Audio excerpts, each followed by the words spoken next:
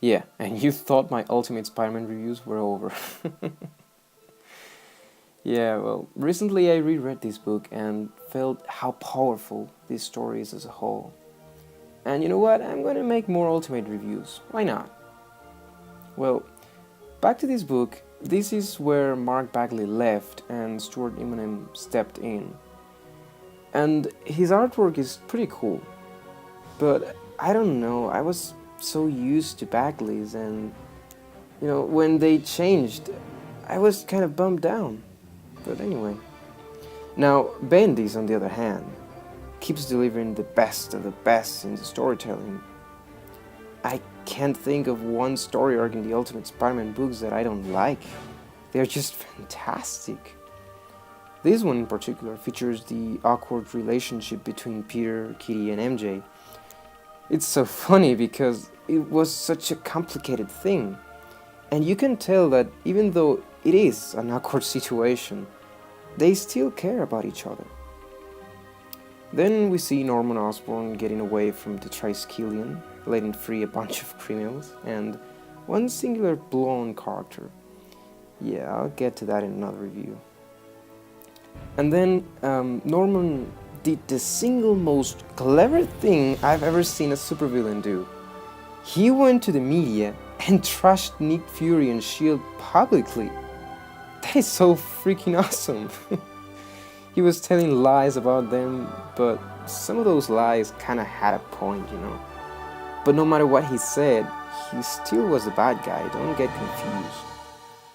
So then the obvious thing happened. Peter had to get MJ and Omni to safety and then go look for Norman, classical Spidey stuff. He deals with Electro in the process, and some other cool things happen after that, but I don't want to spoil everything. One thing I do want to talk about is the ending, so spoiler warning. Yeah, I know the way it sounds, but just hear me out. So, the thing I wanted to talk about was the fact that Norman kills his own son in this, and how Harry is seen as a hero. You see, I like the Harry from the Ultimate Universe better than the one in 616. Slightly, but I do.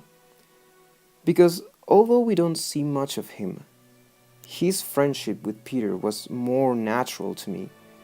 Because he was just a nice guy to Peter when he had no friends. And it's sad when he dies and lies in Peter's arms and all he can say is, "My friend is dead." It makes sense that Peter is so freaking angry, Harry didn't deserve any of this crap. Oh, and I can't believe how incompetent that new S.H.I.E.L.D. director was. She was so stupid. I mean, this whole thing was her fault, and she was like, "Yeah, whatever." That was so... I hated her. She was so freaking... frustrating, But I think that was part of the whole thing. That was intended, I don't know. So yeah, do expect more of these Ultimate reviews, guys. I want to make more of those. I don't know why I stopped. So thanks for watching. Leave a comment, and as always, see you next time.